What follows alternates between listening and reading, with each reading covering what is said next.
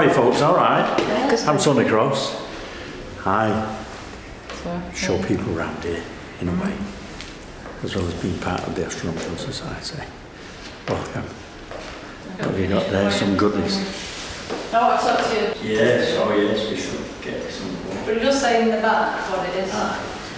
This is the cutest little room I've ever seen. Listen, It's a little library. once you come through that back door, or the entrance, this is like the TARDIS. Yeah. You know, you're going back 100 years. And this is the Opticum room. The shape gives the clue. And very similar to Royal Greenwich, where also they have the Opticum room. And that one is our little library. Of course you can. And it's showing Mr. Godlee. Oh, of course, well, I showed you Mr. Godlee, yes. It's lovely. Oh, it's lovely. And they've just opened his window. Yeah, They're covered at the time. that shouldn't be there. We had some people in from London yesterday, you see, over to Manchester. Yes, that's the first time those windows have been open for 30 years. When I say open view, because we had the library right to the floor, and we decided we got rid of some old stock which we'd accumulated over the last 100 years. And we thought, well, the space we've created, why not? Let's have the windows back in, and with that light, if I may just plunge our cameraman into darkness here, sorry about this friend, but it really shows the beauty of the room, especially in the summertime, because you have beautiful stained glass windows. Each window a different a different feature, and that one I'm not too sure. At first I thought it was a B, but I'm not too sure now. The motif on the window. No, it's not a B. It's not a B. I think it's just the centre. Because in the halls, the Great Hall and that lot, there's a lot of done in this building, just drying flowers, you know, in very intricate. Right. I think it's just the inside of the flower. And this one here, I don't know what flower this is there. They That's did a lot, you know, the Art Deco. That's a point, yeah, that is definitely a flower with the yellow centre. It's just the centre. And I don't know what's on the other one. And it was encrusted in old paint from 50 or 60 years ago. And I spent the last 3 weeks going back to the original brass. So What did you use? I use what they call elbow grease. Yes. You know about these. You're too young to know about this. I've ridden motorbikes in the past. Elbow grease, but with the aid of a drill and a buffing pad on it, because I have a special buffing pad. It's not like a wax. It's like a block of soap, but it's an abrasive. And really. So it's not bad. Did a good job. It's not too bad. It's not been finished perfect yet. The optics on it, of course, they're safe in the drawer. Yeah, but it's going to slowly come back. If you've got this afternoon, can we have a talk after? Of course we can. I've just been talking to my manager and just want to talk to you about a few things. The plaque on the wall relating to all the presidents of the society from 1903, and the great man himself above the door here, Francis Godlee, who the observatory is named after. 1892. Because we were the fourth. You see, we never started. So you must have been somewhere else. Hello, where am I? That's the back. Oh no, that's the front. I don't know. The back. It's the back, yeah. When was this observatory open then? This wasn't built in 1902. And we took residence in 1903. Right, there we are, see. The British Astronomical Association Northwestern Branch, 1892. And there was a little argument between the Manchester branch and the parent body in London. They said, we need an increase in funds. You have to send us an extra £6 a week per member. And there was uproar, £6, I mean, in 1902, you know, it's a lot of money. So the argument took place, or disagreement, shall we say. So we severed links, and then this place was brand new. So I think that somebody somewhere was wangling it, and suddenly we was invited to come here every week and meet. And we've met ever since. And there's a time capsule there. See that little round disc there? Just under there, it's like a little claw. And on the night of the 50th anniversary of the 50th birthday, I had turning back after the war and took a penny out and wrapped it up, and it's under there. That's extremely very valuable. I'm not known to have pockets so short that I can reach. Sorry. Was it the right year? Yes, it was even dated 19, whatever it was. Oh, really? Oh yes, and we are, we're the masters of the organisation in Manchester.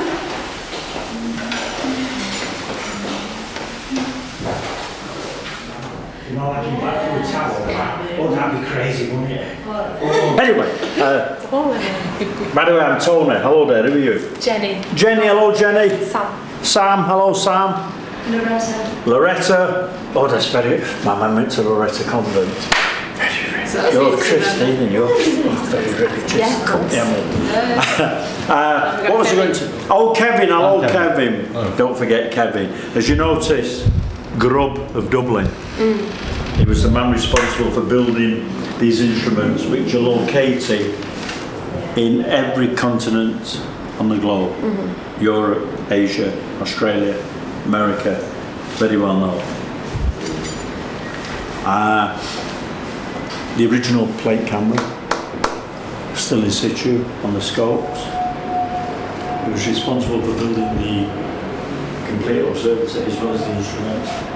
The dome, its old structure, came about 4 years after the technical school was built, because that's when the money was donated by Francis Godlee. And I've got two images, one of the building when it was opened with no observatory. And then a few years later, an hole appears in the roof and the observatory comes up through the roof. And if you go to the floor below, onto F floor, it's the laboratory directly below, as it's called. F. Is it F8? And you walk in and look up, you will see where the entrance to the observatory sticks through the ceiling. Because until 18 months ago, you could see right down into the laboratory. Oh, the food.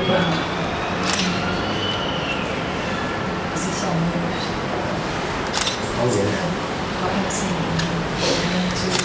Have you got a what you call it? Have you got a special competition for students? Our Puska's in there. So how does it work with the roof? How does it work with the roof? Very simple. Over there, I'm going to just park it for safety. Right? And it's easy to get around it, you save up. See this rope, which Christine thought was like for hanging, but what you do is this opens and that slides open up to the peak in the roof there, so it gives access to the sky. Do you feel it?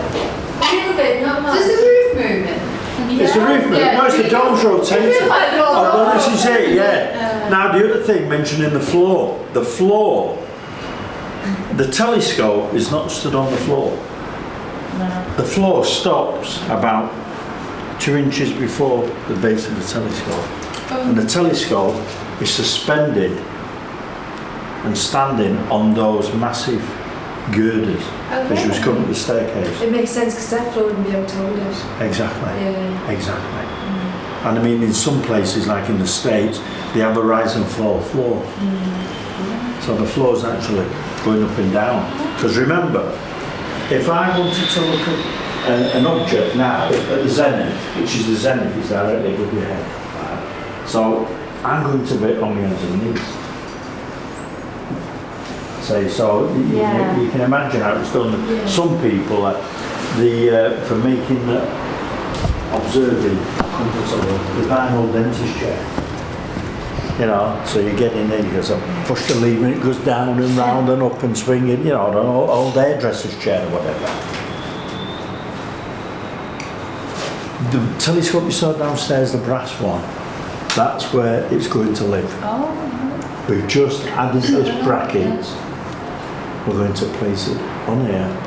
It will be then come a spotting scope for this one, because that's a refractor. That's with the eyepiece up, and then you're like a pirate, you see them, you know, Pirates of the Caribbean noise, and they're looking at. Very similar thing. This one is a Newtonian reflector with a big glass mirror in the base, like a cosmetic mirror. and the eyepiece is up there. So if you want to use it in the dark in here, on top of that ladder, late at night. So there's more records of astronomers dying from falling off ladders.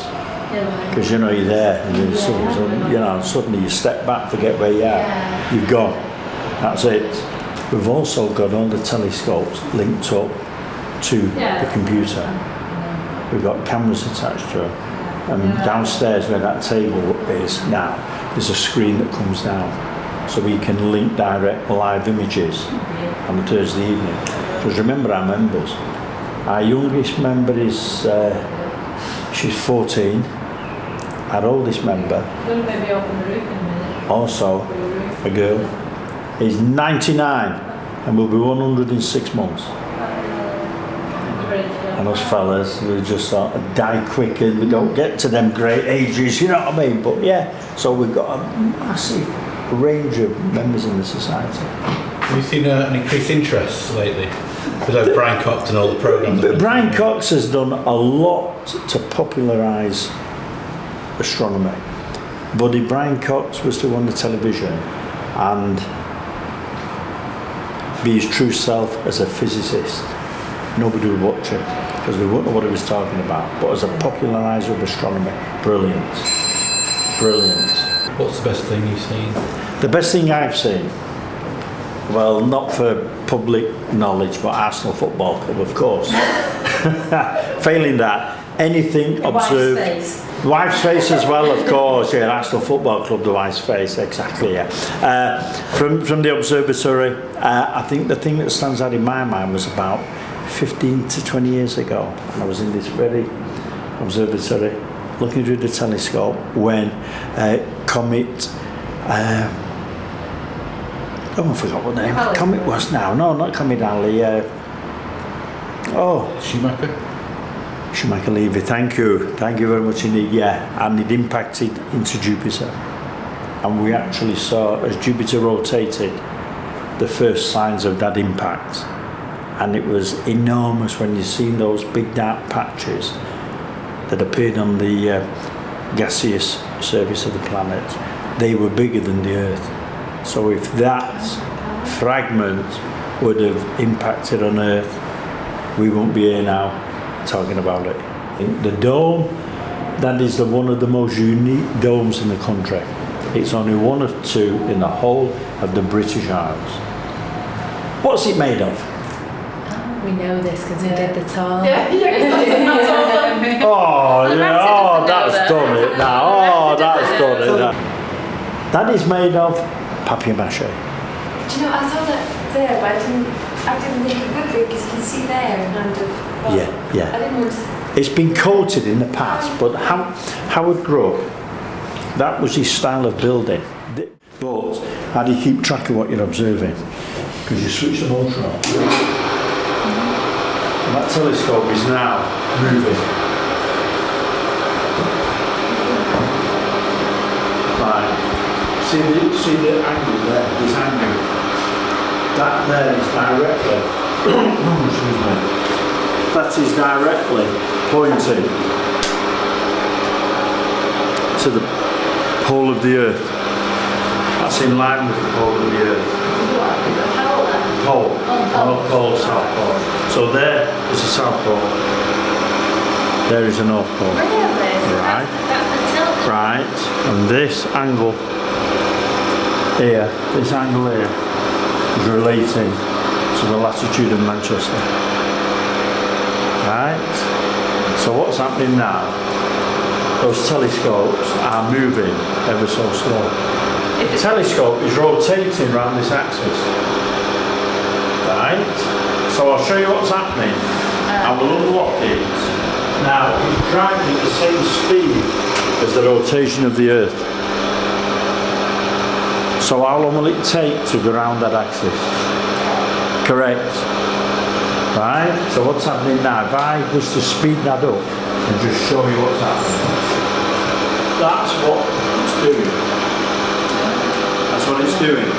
And I've moved it there now. I've moved it there 90 degrees. how long is that in time? Because it started off here, where I am. 8 hours. Try again. 90 degrees. 6 hours. Thank you, my dear. That's it. So you would have had to stand there for 6 hours to see that telescope get to where it is now. Are you with me? And the reason being is that's following the movement, that's counterbalancing the movements of the Earth. So really, I mean, the sun and the stars, etc., they never rise in the east. It's the Earth that's rotating towards the east, so it gives that illusion of everything's rising. And that's driving in the opposite direction. So when you've got something in the eyepiece, it stays in the eyepiece because it's tracking it. And that's why you can put your camera on the back. And the stars will be points of light. If you switch the motor off, the stars will trail. So you get lines. So that's the idea about the driven equatorial map, because that, the tune of that, this angle here, is direct in line with the equator. So if you think of the equator on Earth, everything from this. Any questions? Membership forms? I really love